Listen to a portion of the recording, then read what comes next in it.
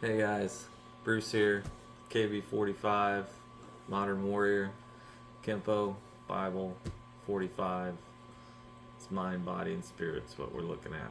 Today, we're gonna look at rebuilding, your spiritual life, rebuilding your regular life, rebuilding just your schedule, looking at timing, what you've got going on, and the value of all that.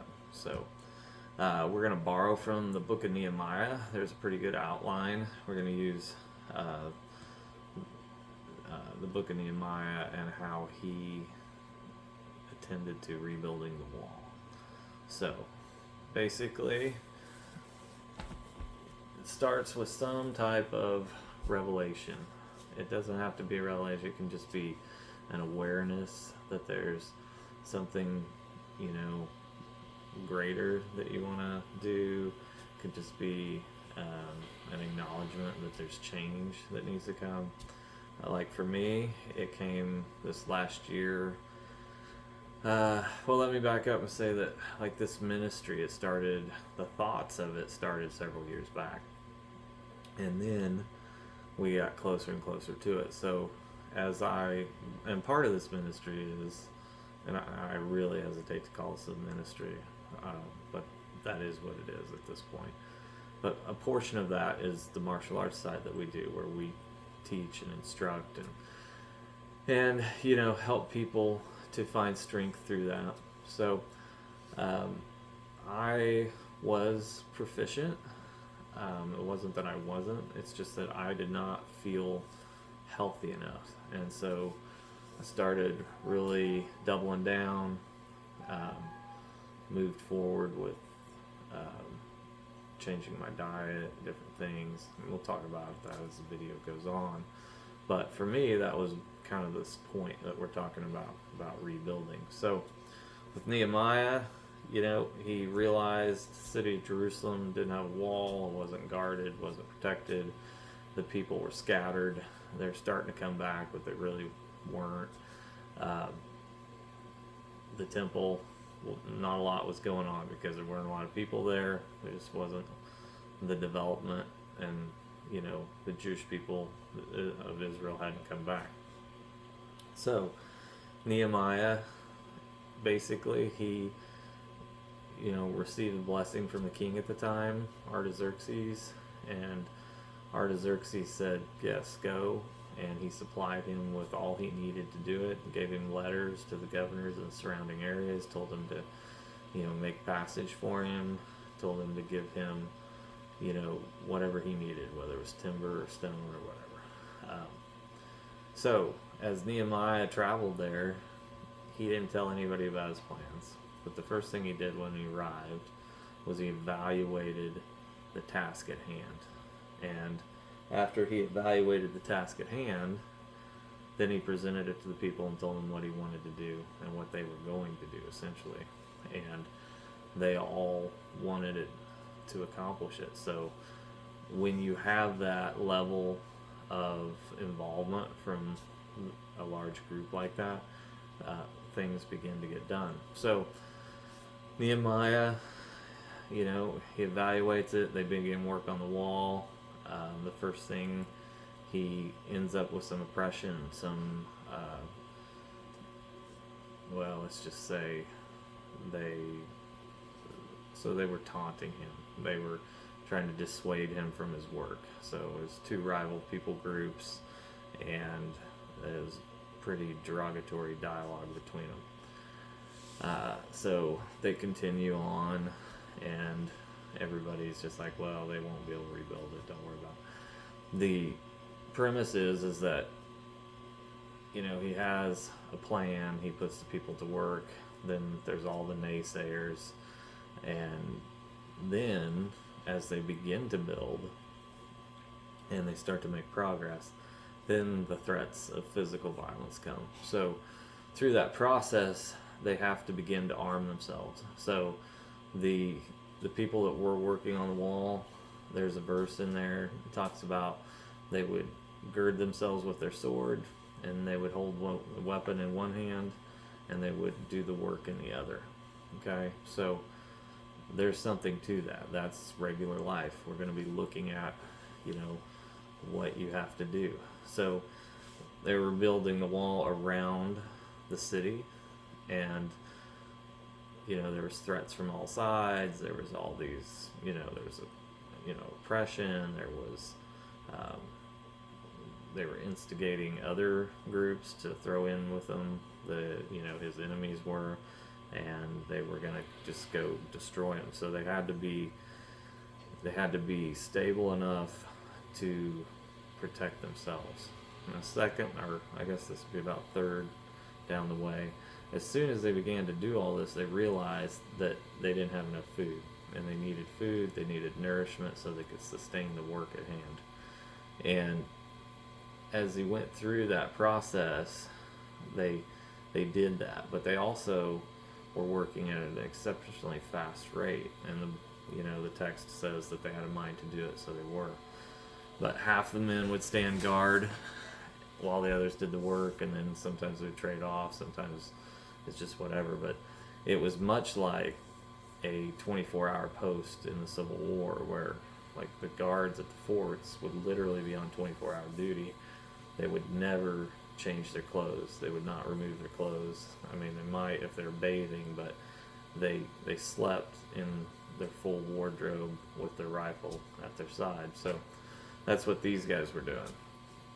They could have an enemy upon them at any time. So they had to guard everything. They had to learn to hold spears. They had to learn to hold swords. And you got to realize that a lot of these people were not men of war. So how much effect that would have for them, I don't know. But it was enough that they weren't attacked. So it was enough to dissuade their enemies from coming out. So they cling to what they did. They got it done. They said it happened in record time. I believe 52 days is the account. And then when they were done, they started to call the people in. And the people that are already there, they were, ministering to them. But what they did is they went in, they set up, I don't know how Jerusalem was set up, but in the city, in the town square, as we would call it, they would begin to read the old law, which was what Moses had given to them. So it would be like the Bible to us. It would just be smaller because it would have been the Old Testament only to that time frame. And so through that process, they would read it daily. So they'd start in the morning, it'd go to about midday when it got hot, and then at that point they would disband and do what they did. But through the process while he was reading, other scribes and other I don't know if there was any priests, but the other people that understood the text would go out and help the people within the group, within the large body that was there. They would help them to understand what they were hearing and help them to understand the methodology of what was going on within the text. So basically it was like a great big Bible study. So that was kind of the conclusion of that. Then it goes on and on and on. But for us, what we want to look at is, first, there's a point where you have to realize what you want to do, what needs to be changed, what you're going to change, okay? So then Nehemiah received the blessing of the king. So that's like, for me, that would be like this ministry. Like, is God going to bless it? Well, we don't know, but we're doing it for him. And because that's where we're at. That's what we want to do. We want to try to, help build the kingdom. So we hope we have his blessing, but, you have that leadership that you feel from the Holy Spirit. So if you have that, or if it's just regular life events and maybe you're not, in tune with that, but you recognize that there's a moment where there's a change or shift that needs to happen, okay? So you need to know that the direction is right. So you know that the direction's right, then you have to evaluate the work to be done. So like for me, the work to be done was, being healthier, which was a lot of things. So completely changing my diet, more physical activity, even more than what I had, but a better quality of physical activity. Uh, just a whole host of things, vitamin regimen, just whole health. Okay, making sure that you're well adjusted, going to your chiropractor, doing things like that. And for me, like, I had terrible acid reflux for like 20 years. Throughout the process of dealing with getting into homesteading, the kids got goats. Lo and behold, they're milk goats, and we started having, fresh milk. And throughout this year, I was using that for breakfast and everything else. I started to feel better, started realizing I was, actually getting my acid under control without having to medicate it. So the point in this journey kind of began with, okay, so COVID came and went, whatever, there's still some variants. I got one after I started getting healthy. I'll talk about that in a minute, but the essentially no one's going to look after you. Modern medicine, they can help you with the symptoms, but are they helping you overcome what is actually wrong? So through a transition in diet, and I'm almost on the nearly all protein diet, plenty of fats, but very low carbs. Sugar is like the enemy for me, and sugar is what feeds cancer too. So, like, at least in my opinion. And so the more you can get rid of that, the better. There's a study, I don't know if it's valid, but I saw it, that in 1900, at the turn of the century, which would be the 20th century, 1901, that the average American only consumed 1.5 pounds of sugar a year or annually. And right now, the current average is 157 pounds per American. So the human body was probably not made to do that. I'm just guessing. I don't know. I'm just going to tell you I think it's not. So for me, though, I have my acid nearly completely under control. So now that that's happened, my everything else is improving. Okay, so like the nutrients that I take in, I'm getting more of them because they're not just getting burned out by all my stomach acid. I can just be healthier, and inflammation's going away, all sorts of things. Now, that was just the beginning piece. So started to make that shift, and within a month, got sick. I don't know what it was, but it was pretty mean. 2.5 weeks, 3 weeks where you just literally couldn't work. If you went to work, you were so weak you couldn't work for 2-3 days, and it went through the whole community. Some other contractors I know had it, and they could not even think about going to work. Now, they were much sicker than I was, and I don't know if it was because they were run down, if it's the same thing I had. It was very similar, but like they had vomiting, all sorts of stuff. I didn't have any of that. I just felt like I had a terrible sinus infection coupled with like the flu, but no symptoms, just terrible fatigue. Anyway, got through it, but like for 6 weeks after, could just feel like, my lungs were clean. I never felt in danger, like all the things they tell you could, be fearful of. But I did not have that experience. I just had terrible fatigue. But my liver and my kidney and all my other filters in your body that are natural filters, like, you could tell that they were trying to get rid of this terrible virus that you had in your body. So I worked through that, and then just kept refining the diet, kept refining the regimen. So for me, it looks like I train every morning.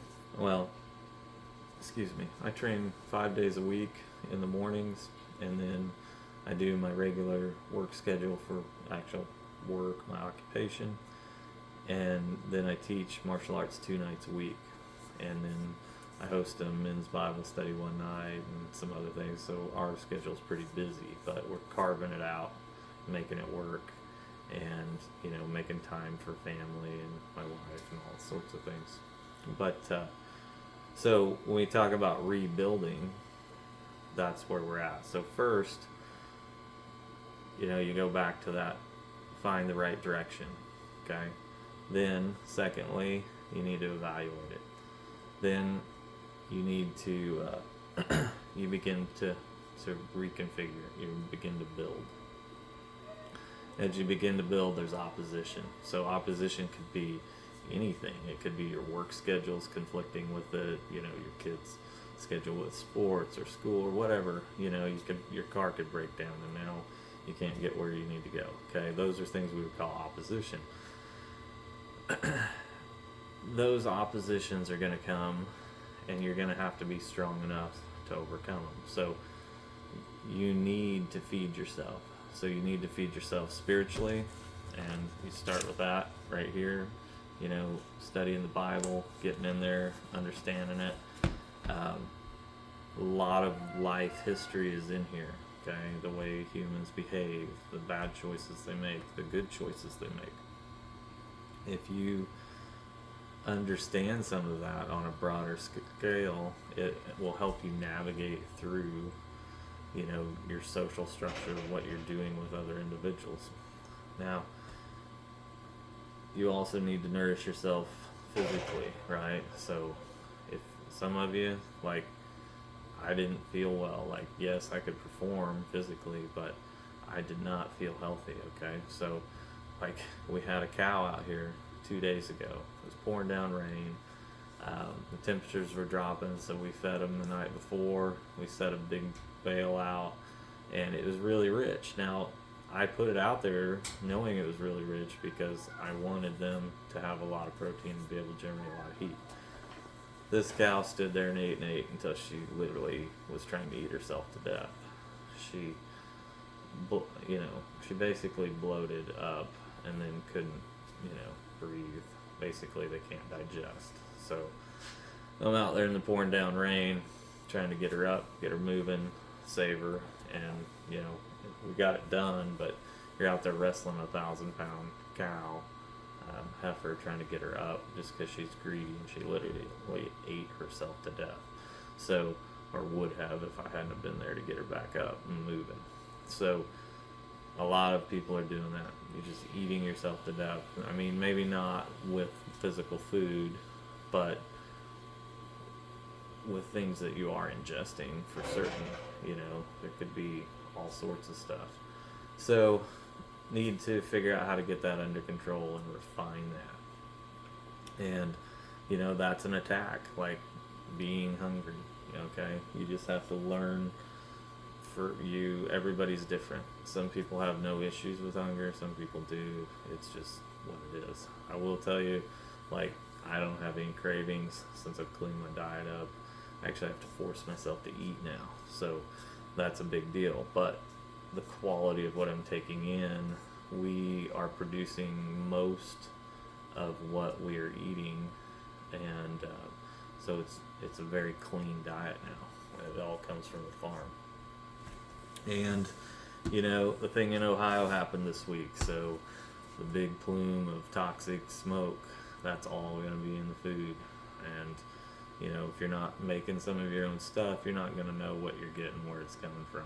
So anyway, continuing on, you need to be strong enough. You need to protect yourself. You need to be able to protect yourself. So like I have here, so they girded themselves with their sword. Okay, now this is not edged, but this could be edged. It's a quality enough sword to do that. This is a Christian sword. All right, if I'm going to use this to protect myself or as a course of action, then I need to refine my skill set with that. So that is gonna take a lot of physical activity. Okay, that the refinement of that, I want to be proficient if that's what I'm going to use. Okay, so that's physical sword. King David. So David was a stone thrower. He took Goliath down with a sling and stone. This is a modern stone thrower, okay? We're going to call it that. That might be your sword, all right? This is a sword also, but this is a very important one, okay? This is sword of the Spirit right here, God's Word. As you know, you think whatever you want about that, but this is your weapon against spiritual warfare, okay? It's your weapon against, well, I won't say it's your weapon against depression, but it definitely can be. Because if you understand that while you're being oppressed, that you're equally being blessed, which often happens for Christians. There's joy in that, not necessarily happiness, because they're different things. You're not guaranteed happiness, but you can find joy in a lot of things. So, rebuilding. So, some of you, if you're watching this, and I'm talking about rebuilding, some of you haven't, some of you aren't rebuilding because you never built, okay? So, if you're new to your faith, if you're new into what's going on, then you have, this whole outline is still the same, because you're going to face, you're going to have an encounter with Jesus, right? You're going to have an encounter with Christ, and you're going to decide to be a follower, or you're not. And if you're not, then maybe your path ends there as far as what we're talking about. But hopefully it doesn't. Hopefully, you go on to understand, the gospel, and, you accept Christ and you're saved. Without getting too far into that, you may be right there, okay? So you have to build. So you need to be thinking about this process. Like, if you want to share your faith, if you're at that place, there's going to be opposition. So right now we have a major issue in that the younger generation, at least the ones that, have not been in church and don't have faith, and definitely don't have the Christian faith, they think that Christians are not nice people. I mean, that's about as nice as I can say that, and they think a lot worse of it. However, the biggest thing, if you talk to them, you can figure out that where their disconnect is, at least in their opposition to Christianity, is not with Christ. It's not with Christians. It's with the framework of religion and how people act within that. So the church has a big job to accomplish, because Christians, as far as the body of Christians, have not necessarily done their job. They have not, been the hands and feet. They have not, they haven't done for the least of these. They have not helped the poor. They have not helped the widows. They haven't, I have kind of a little roadside ministry I do. We'll talk, I have this bags that we talk about. Like, they're not go bags, they're Goodwill bags, even though they're set up the same, so that when I encounter somebody on the roadside, I stop, I help them, okay? So charity, I don't look at it as charity, I just look at it as helping. So we have a lot to teach, and honestly, it's a lot of people who should know better that need to change. So as you look at this, maybe you can evaluate your own life. Like, am I giving anything back? Am I being a stumbling block to those that are, coming up, But for all of you that are new and starting out, I challenge you to look at your generation and figure out how to reach them, because you know them, and you know them far better than I do. So anyway, as you're building, have a plan, expect opposition, gird yourself with your sword, whatever that may be, whatever that looks like to you. And once all of this is in place, figure out how to go forward with it. So they were ministering to the people once they got the wall up, okay? They were teaching them about the law again. They were under the law, we are not. We are under grace. Christ fulfilled the law. doesn't mean that it's not still there. It just means that we're not bound under it. So the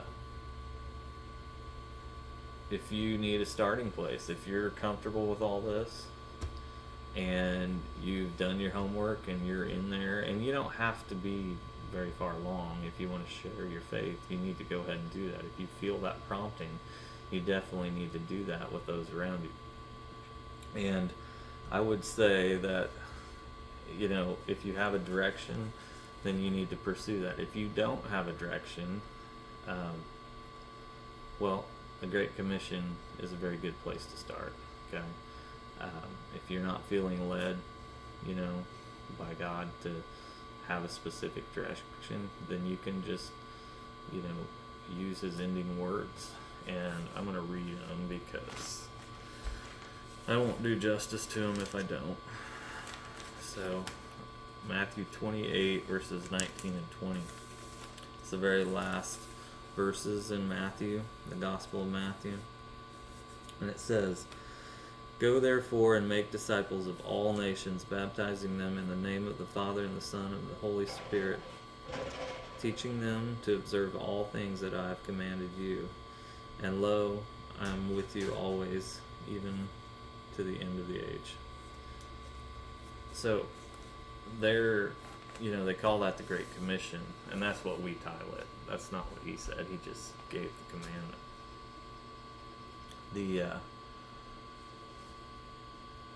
The great part about that verse is that it's the gospel, and they want to share the gospel, right? And we want to share the gospel. The gospel translates the good news. So people are like, oh, share the good news. Well, that's because that's what the word gospel actually translates to. So we are, if you live right now, this time, wherever you're at, if you're watching this, I don't know what your situation is, but if you live right now in this time, you're blessed, because we don't live under the law. We live under grace because of Christ. So, salvation, it may be too easy actually until you do it. It's free, but it'll cost you everything if you really become a follower of Christ. So, and that's pretty much what everything points to, is growth and development. So, anyway, I'm going to leave it there. I will say that, a big part of this, we do talk about, this sword, and we're going to do a lot with self-defense, and always want that to point back to something, that we can look at within the Bible or within our spiritual walk. I have friends that they don't, they'll approve of the practice of martial arts, right? But they do not approve of warfare, okay? That's them, that's their walk, okay? In the book of Luke, Jesus says, when He first sent out the disciples, He said, first I sent you out with nothing, and, that was so He could show that God could provide for them in any circumstances. But then He says, now I say to you, whoever doesn't have a sword, sell your tunic and purchase one, okay? And that's kind of a paraphrase, it's loose, it's not exactly what He said, but pretty close, okay? The apostles, right, or the disciples at the time, the scripture says, one of them said, look, here are 2 swords, and He said, it is enough, okay? That roughly is that's 2 out of 6, that's roughly almost 17%. So if you look at things statistically over time, 17% of the population being in the military, that's about what it takes to truly protect a nation. Things are changing now, a lot more technology, so it can go a lot farther, but look at Ukraine. They basically conscripted all of the men in the country that hadn't already fled, okay? So they literally are way above 17% to protect themselves. So just a little food for thought. That's, if you are built to be a warrior, be a warrior. Doesn't necessarily mean that you're going to bring the sword to bear. You could be a spiritual warrior, you know, you can be a prayer warrior, you can be, you know, mothers are warriors. Like, you know, I'm married to a lady, and that's a whole different thing. I don't even know how to relate to it, but you don't want to be on the wrong side of it, that's for sure. So, and our focus is to help young men, old men, you know, to be spiritual leaders again, to be good men, right? Because if you really study this and understand it and you accept the entire thing, okay? People want to pick and choose and they want to omit things. There's a lot in here, and if you don't do that, if you follow it like a blueprint, and it takes time, it's a habit, you gotta get in there, you gotta understand it, and you know, you can't just bite it off all at one time. It's a process. So, you know, we want men to start to be men again, be honorable men, and to be leaders and be patient and be warriors when needed. You know, that's important. And we don't want to leave out the ladies. We want the ladies in there too. We want strong women. I have, you know, 3 beautiful daughters.